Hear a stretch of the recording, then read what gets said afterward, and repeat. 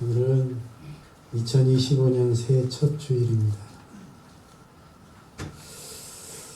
우리나라는 극심한 정치적인 혼란과 사회적인 갈등 속에서 24년을 마감하고 새해를 맞게 되었습니다. 그러니 새해를 맞는 우리의 마음은 밝고 희망찬 기대보다는 우울하고 어둡고 답답하기만 합니다. 하지만 새해가 암담해 보이고 절망적인 상황이 예상된다 할지라도 우리 믿음의 사람들은 새해를 희망으로 맞이해야 할 줄로 믿습니다. 새해를 축복의 해로 만들어가야 할 줄로 믿습니다. 우리는 세상을 바라보는 사람이 아니고 어떤 사람을 바라보는 사람이 아니라 세상을 다스리시는 살아계신 하나님을 바라보는 사람이기에 우리는 새 희망을 가지고 하나님을 기대하면서 믿음으로 한 해를 시작해야 할 줄로 믿습니다. 모든 일들은 믿음으로 하기 나름입니다. 새해를 우리가 믿음으로 살아가기 위해서는 희망찬 한 해로 만들어가기 위해서는 우리에게 새로운 다짐이 요구됩니다. 사도 바울은 본문 13절로 14절에서 형제들아 나는 아직 내가 잡은 줄로 여기지 아니하고 오직 한 일 즉 뒤에 있는 것은 잊어버리고 앞에 있는 것을 잡으려고 표대를 향하여 그리스도 예수 안에서 하나님이 위에서 부르신 부름의 상을 위하여 달려가고 있다고 말하고 있습니다. 사도 바울은 예수님의 복음을 전파하는 일과 하나님의 나라를 위해서 많은 수고를 했던 사람입니다. 바울의 초대교회에 미친 영향은 막대했습니다. 하지만 바울은 그것에 만족하지 않았습니다. 그리고 자기가 이룬 그 성과에 도취하지도 않았습니다. 그는 오히려 보다 더 중요한 미래를 바라보며 지금까지 해온 모든 일들을 잊어버리고 앞을 바라보며 달려가겠다고 말하고 있습니다. 따라서 우리도 새해를 보람되고 가치 있게 살고 복되고 성공한 한 해로 만들기 위해서 분명한 다짐과 결단이 있어야 하겠습니다. 그렇다면 우리가 무엇을 다짐하는 게 좋겠습니까? 우리는 본문에서 새해를 맞는 우리가 어떤 다짐을 가지고 한 해를 시작해야 될지를 깨닫게 됩니다. 그것은 예수 그리스도를 바라보겠다는 다짐입니다. 따라합시다. 예수 그리스도를 바라보자. 예수님을 바라보자는 것입니다. 새해에는 오직 예수님만 바라보는 한 해가 될 수 있기를 주님의 이름으로 축복합니다. 예수님의 십자가의 죽음과 그 십자가에 설리신 보혈로 구원받은 그리스도인들의 삶은 이제 자신을 위한 삶이 아닙니다. 더 이상 자기 개인을 위한 삶이 아니라 그리스도 안에서 사는 것이요 그리스도를 위한 삶인 것입니다. 바울은 갈라디아서 2장 20절에서 그 사실을 말하고 있습니다. 내가 그리스도와 함께 십자가에 못 박혔나. 그런즉 이제는 내가 사는 것이 아니요 오직 내 안에 누가 산다고? 그리스도께서 사시는 것이라. 이제 내가 육체 가운데 사는 것은 나를 사랑하사 나를 위하여 자기 자신을 버리신 하나님의 아들을 믿는 믿음 안에서 사는 것이라 말하고 있지 않습니까? 이 말씀은 구원받은 성도들의 삶이 무엇인지를 잘 규정해 주고 있는 말씀입니다. 그리스도인들은 예수님과 함께 십자가에 못 박힌 사람들로서 이제 그들이 이 땅에서 사는 것은 육체 가운데 사는 것은 예수 그리스도 안에서 사는 것이요 예수 그리스도를 위한 삶이라는 것입니다. 그렇습니다. 우리의 삶은 하나밖에 없는 독생하신 아들을 아낌없이 내주시고 우리를 사신 하나님을 위한 삶이어야 하며 우리를 위해 자신의 생명조차 아낌없이 버리셨던 예수님을 위한 삶이어야 할 줄로 믿습니다. 그러므로 가장 성공적인 그리스도인의 삶이 무엇이냐고 묻는다면 바로 하나님을 위한 삶, 그리스도를 위한 삶을 얼마만큼 충실하게 살았느냐의 여부일 것입니다. 그가 과연 그리스도 안에서 살았고 그리스도를 위해 살았는지가 성공적인 삶을 살았는지 평가받는 조건이 될 것입니다. 기준이 될 것입니다. 우리가 그리스도 안에서 사는 삶, 그리스도를 위한 삶을 성공적으로 살려면 어떻게 해야 하겠습니까? 무엇보다도 우리는 주 예수를 바라보아야 합니다. 예수를 바라볼 때, 예수를 우리가 바라보며 따라갈 때 우리는 그리스도를 위한 삶을 살게 될 줄로 믿습니다. 바울이 그랬습니다. 바울은 예수께 붙잡힌 인생으로 오직 그리스도만을 바라보며 일평생 자신을 부르신 그 부름의 상을 위하여 달려갔습니다. 예수 그리스도만을 바라보며 달려갔던 사람입니다. 바울이 본문에서 표대를 향하여 라고 말하고 있죠. 이는 헬라어 카타스코본이라는 단어를 번역한 것인데 표대를 똑바로 쳐다보라는 그런 의미에서 사용하는 단어입니다. 표대를 똑바로 쳐다보다. 이는 표대이신 예수 그리스도를 똑바로 바라보고 자신이 전진할 뿐만 아니라 살아가면서 자신의 시선을 예수 그리스도에게서 절대로 다른 곳으로 옮기지 않겠다는 그런 의지가 들어있는 말이라고 하겠습니다. 가장 이상적인 그리스도인은 그리스도를 닮아가는 사람이 아닙니까? 그런데 그것은 예수 그리스도를 바울처럼 바라볼 때, 그리스도에게 초점을 맞추고 살아갈 때, 그리스도에게서 시선을 떼지 않을 때 가능할 줄로 믿습니다. 우리가 예수님을 바라볼 때 우리는 예수님을 온전히 닮아가게 될 것입니다. 그러므로 올 한 해 예수님만 바라보는 여러분 될 수 있기를 주님의 이름으로 축복합니다. 예수님을 바라본다는 것이 무엇입니까? 예수님을 바라본다는 것은 눈으로 바라보고 귀로 예수님의 말씀을 듣고 입으로 예수님의 말씀을 선포하며 가슴으로 예수님을 느끼고 머리로 예수님을 생각하는 등 전 인격적으로 예수님과 교제하며 주님을 가슴에 품고 살아가는 삶이 뜻합니다. 따라서 그리스도인의 삶은 철저하게 예수님을 바라보는 삶이어야 할 줄로 믿습니다.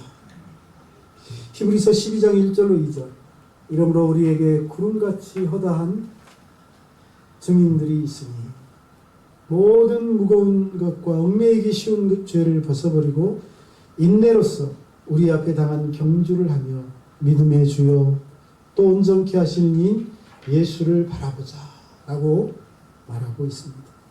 믿음의 주요 온전케 하시는 이인 예수를 바라보자. 그렇습니다. 예수님은 우리의 믿음의 주님이신 줄로 믿습니다. 우리를 온전케 해주실 분이신 줄로 믿습니다.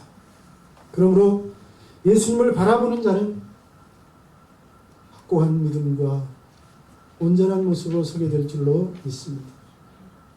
복음서에 보면 예수님을 온전히 바라보며 살아가는 인생과 예수님을 바라보지 않거나 바라보다가 시야에서 예수님을 놓쳐버린 인생의 결국이 어떠한지를 단적으로 보여주고 있는 사건이 있습니다. 예수님께서는 보리떡 5개와 물고기 2마리로 5,000명을 먹이시고 몇 광주리를 거두셨죠? 남은 게 12광주리가 됐죠. 그 기적을 행하신 후에 곧바로 제자들을 배를 타고 갈릴리 호수를 건너서 건너편으로 가라고 말씀하셨습니다. 그리고 자신은 따로 산에 올라가 기도하셨습니다. 기도하시다가 밤중쯤 제자들에게 가십니다. 그런데 그 밤에 갈릴리 호수를 건너가던 제자들이 탄 배가 거친 풍랑을 만나 목숨이 위태로운 상황에 처해 있었습니다. 그때 예수님이 물 위로 걸어서 제자들에게 가시니 제자들이 예수의 영이 왔다며 귀신이라며 무서워 벌벌 떱니다. 예수님이 말씀하시죠. 안심하라, 나다, 두려워하지 말라. 그때 베드로가 주님이신지 확인하기 위해서 주여, 만일 주님이시거든 나를 명하사 물 위로 오라 하소서 라며 자신도 예수님처럼 물 위를 걷게 해달라고 구합니다. 그러자 예수님이 베드로에게 오라고 말씀을 깔아주시죠. 이에 베드로는 처음에는 예수님을 바라보면서 예수님처럼 물 위를 걸어서 예수에게로 갔습니다. 하지만 몇 발자국 가다가 거칠게 일어나는 부는 바람과 물결을 바라보고 두려워하더니 물에 빠져들어갑니다. 그래서 예수님이 즉시 손을 내밀어 베드로의 손을 붙잡으시며 믿음이 작은 자여 왜 의심하였느냐며 함께 배에 오르셨다고 되어 있습니다. 여러분, 이 사건은 우리에게 많은 교훈을 줍니다. 우리가 예수님을 바라볼 때는 거칠게 일어나는 풍랑에도 걸을 수 있고 미친 듯이 불어대는 바람 속에서도 안전하지만 예수님을 바라보지 않거나 예수님을 시야에서 놓쳐버리는 순간 우리가 두려워할 필요가 없는 풍랑 속에 빠져 허우적거리게 된다는 교훈입니다. 그러므로 올 한 해를 시작하는 우리에게 무엇보다도 새해에는 예수님만 바라보겠다는 믿음이 중요할 줄로 믿습니다. 예수님을 놓치지 않는 것. 그래서 그것이 성공의 비결입니다. 한 해를 성공적으로 살아가는 비밀인 줄로 믿습니다. 새해는 예수 그리스도만을 바라보며 풍랑 위를 걸어가는 저와 여러분 될 수 있기를, 승리하는 한 해가 될 수 있기를 주님의 이름으로 축복합니다. 다음으로 우리가 결단해야 할 것은 무엇입니까? 믿음의 전진을 이루겠다는, 신앙의 성장을 이루겠다는 다짐입니다. 따라합시다. 믿음의 전진, 신앙 성장. 그것을 목표로 두고 달려가는 저와 여러분 될 수 있기를 바랍니다. 사도 바울은 12절에서 내가 이미 얻었다 함도 아니요 온전히 이루었다 함도 아니라 오직 내가 그리스도 예수께 잡힌 바 된 그것을 잡으려고 달려간다고 말하고 있고, 13절로 14절에서는 나는 아직 내가 잡은 줄로 여기지 아니하고 오직 한 일 즉 뒤에 있는 것은 잊어버리고 앞에 있는 것을 잡으려고 표대를 향하여 그리스도 예수 안에서 하나님 주신 부르심의 상을 위하여 달려간다고 말하고 있습니다. 여러분, 이 말씀은 어떤 말씀입니까? 분명 자신은 멈추거나 퇴각하거나 후퇴하지 않고 앞으로 전진하고 성장하는 사람이 되겠다는 다짐인 줄로 믿습니다. 그런데 이런 다짐을 하는 사도 바울이 어떤 사람입니까? 그는 바리새인 중에 바리새인, 종교인, 그 중에서도 가장 완벽한 종교인으로 훈련받고 성장한 사람이죠.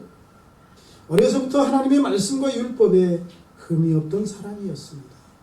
그래서 사도들 가운데서도 가장 뜨겁고 가장 열정적이고 가장 뛰어났던 사람입니다. 신약 성경을 13권이나 기록할 정도로 대단한 사람입니다. 또한 그런 누구보다도 영성이 깊고 믿음과 열정이 충만했던 사람이 아닙니까? 그런데 그런 바울이 본문에서 자신은 멈추거나 퇴보하지 않고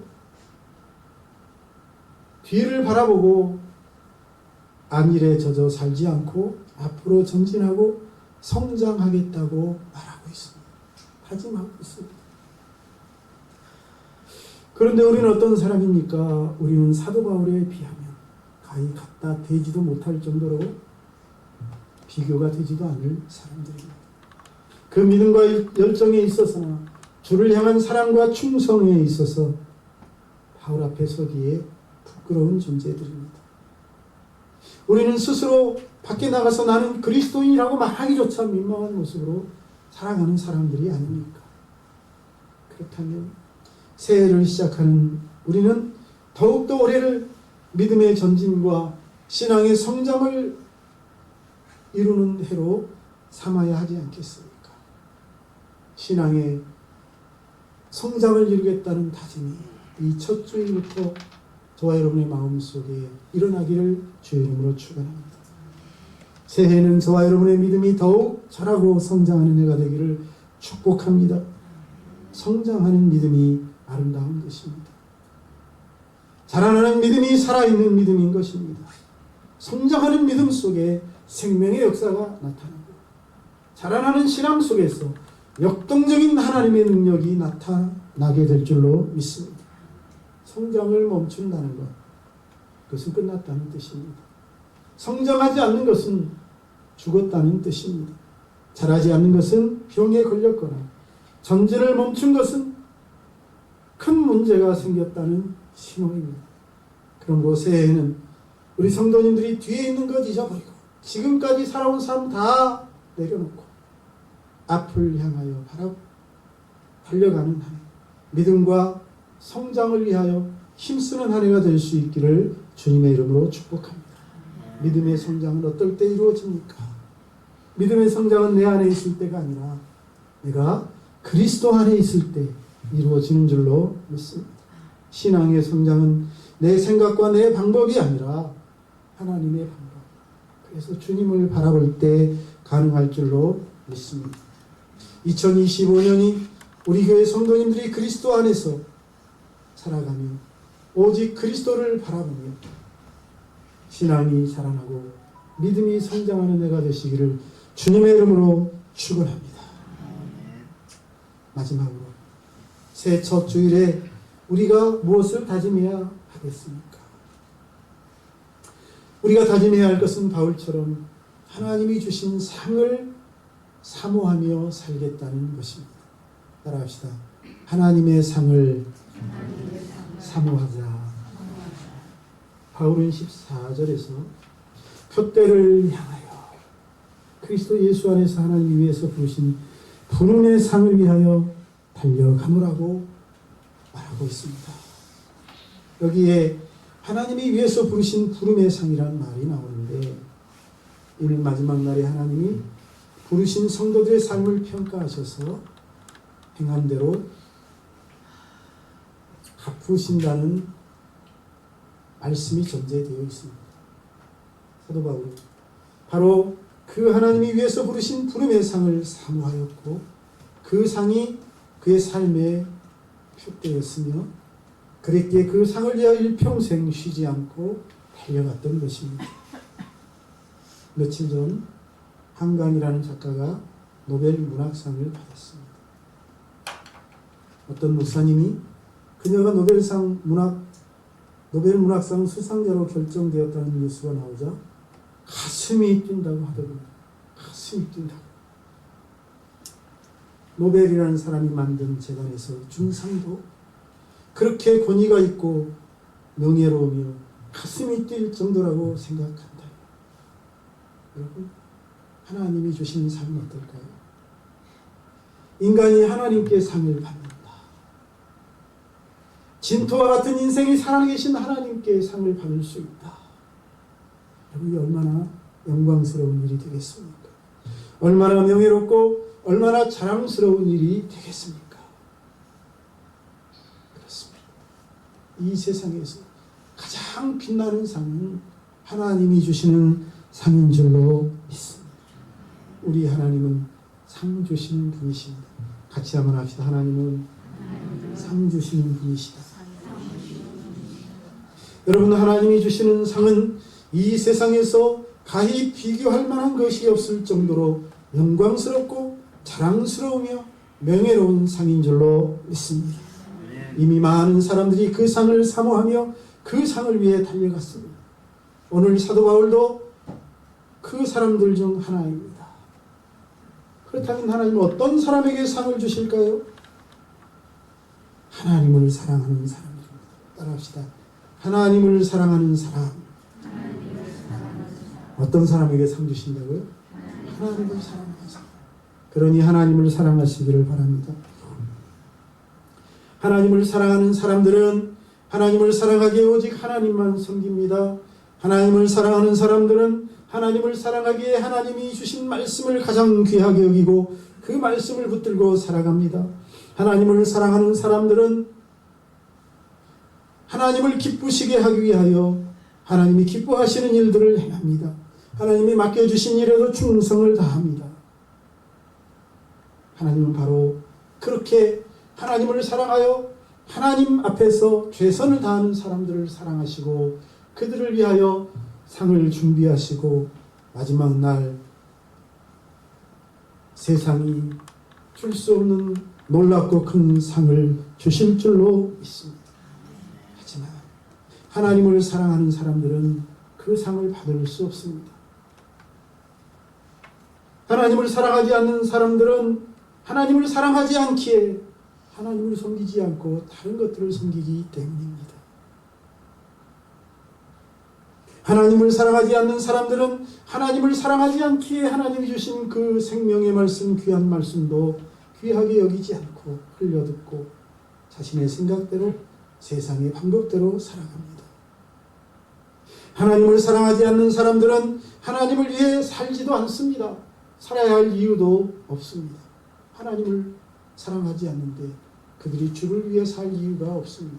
그들은 오직 자신을 위해 자신의 이익을 위해 살아갈 뿐입니다. 하나님이 맡겨주신 직분에도 하나님이 맡겨주신 사명에도 관심이 없습니다. 그러니 그들이 하나님 앞에 상 받을 일이 없을 것입니다. 저와 여러분은 하나님 앞에 섰을 때 상 받는 성도들이 될 수 있기를 축복합니다. 예수님은 하나님을 사랑하는 사람들이 하나님 앞에서 상 받게 될 것이라는 사실을 여러 차례 말씀해 주셨습니다. 비유로도 말씀해 주셨습니다. 그 비유들 중에서 연달아 비유를 말씀하시면서 하나님이 상 주시는 분이 우리가 하나님 앞에 섰을 때 하나님을 사랑하며 살았던 사람들은 상을 받게 될 것이라고 말씀하셨던 내용이 있습니다. 마태복음 25장 1절로 25장 14절로 46절에 나오는 비유입니다. 거기에는 두 가지 비유가 나옵니다. 달란트의 비유와 양과 염소의 비유. 달란트의 비유에서는 무엇을 말하고 있습니까? 5달란트와 2달란트 받은 자들은 하나님을 사랑했던 사람들이어서 하나님이 맡기신 것 가지고 최선을 다합니다. 하지만 1달란트 받은 사람은 하나님을 사랑하지 않았던 사람이라 그저 그거 예스럽지 않게 생각하고 땅속에 묻어둡니다. 그런데 어떻습니까? 하나님을 사랑했던 사람들은 마지막 날 잘하였도다 착하고 충성된 종이라는 칭찬과 함께 네가 적은 일에 충성하였으니 내가 많은 것을 내게 맡기리니 네 주인의 즐거움에 참여할지어다 라는 놀라운 상을 받고 하나님을 사랑하지 않고 살았던 그 사람은 악하고 게으른 종아 라는 책망과 함께 이 무익한 종을 바꿔둬둔 것에 내쫓으라 거기서 슬피 울며 이를 가니라는 무서운 심판을 받게 됩니다. 여러분 어떤 사람이 되고 싶습니까? 다음에 이어지는 비유는 어떻습니까? 양과 염소의 비유도 동일한 내용입니다. 이 비유에서 오른편에 선 양들은 하나님을 사랑했던 사람들입니다. 왼편에 선 염소들은 하나님을 사랑하지 않았던 사람들입니다. 하나님을 사랑했던 오른편에 선 사람들은 하나님을 사랑하여 하나님이 기뻐하시는 일을 행합니다. 줄인 자들을 먹이고 병든 자들을 치유하고 옥에 갇힌 자들을 돌아보고 그래서 내 아버지께 복받은 자들이여 나와 창세로부터 너희를 위하여 예비된 나라를 상속받으라. 내가 줄일 때에 너희가 먹을 것을 주었고 목마를 때에 마시게 하였고 나그네 되었을 때에 영접하였고 헐벗었을 때에 옷을 입혔고 병들었을 때에 돌보았고 옥에 갇혔을 때 와서 보았느니라는 칭찬과 함께 영생에 들어가. 할렐루야. 하나님을 사랑하지 않았던 사람들은 저주를 받은 자들아 나를 떠나 마귀와 그 사자들을 위하여 예비된 영영한 불에 들어가라. 내가 줄일 때 너희가 먹을 것을 주지 아니하였고 목마를 때 마시게 하지 아니하였고 나그네 되었을 때 영접하지 아니하였고 헐벗었을 때 옷 입히지 아니하였고 병들었을 때와 옥에 갇혔을 때 돌보지 아니하였느니라 라는 무서운 책망과 함께 영벌에 처해지죠. 여러분, 이 비유는 하나님은 하나님을 사랑하여 주를 위해 산 사람들, 하나님이 기뻐하시는 일에 올인한 사람들에게 반드시 상 주시는 분이시며, 하나님을 사랑하지 않는 사람들, 그래서 하나님이 기뻐하시는 일보다 자기 자신을 위해 살았던 사람들은 그가 행한 대로 심판하시는 분이라는 사실을 잘 보여주는 비유입니다. 그렇습니다. 사랑하는 성도 여러분, 우리 하나님은 상 주시는 분이십니다. 그 상은 받으면 좋고 안 받으면 그만인 그런 상이 아닙니다. 꼭 받아야만 하는 상인 줄로 믿습니다. 그 상을 받지 못하면 영생의 삶을 누릴 수 없습니다. 천국에 들어갈 수 없습니다. 하나님 앞에 설 수 없습니다. 그러므로 우리 교회 성도님들이 새해에는 하나님이 주실 이 상을 바라보며 하나님이 기뻐하시는 일, 주님의 영광을 드러내는 일에 힘쓰는 한 해가 될 수 있기를 주님의 이름으로 축복합니다. 이제 말씀을 정리합니다. 우리는 2025년이라는 새해를 시작하면서 그리스도인으로서 세 가지 다짐을 하게 됩니다. 새해에는 예수 그리스도만을 바라보며 믿음으로 살겠다는 다짐이 그 첫째요. 또한 믿음의 전진과 신앙의 성장을 이루어서 하나님이 신뢰할 만한 그런 사람으로 이 시대에 승리하는 믿음의 삶을 살겠다는 다짐이 둘째요. 하나님이 주신 상을 바라보며 하나님이 기뻐하시는 일에 힘쓰는 사람이 삶을 살겠다는 다짐이 그것입니다. 저와 여러분이 이 새해 첫 주일에 그리스도인으로서 분명한 결단을 가지고 한 해를 시작하여 하나님께 영광 돌리고 그리스도의 향기를 드러내는 한 해가 될 수 있기를 주님의 이름으로 축원합니다. 기도하겠습니다. 살아계신 하나님, 새해 첫 주일에 저희들 그리스도인으로서 어떤 모습으로 살아야 하고 무엇을 위해 살아야 할지를 깨닫게 해주시니 감사합니다. 사도 바울처럼 저희들 한 해를 시작하면서 정말 그리스도만을 바라보게 하여 주옵소서.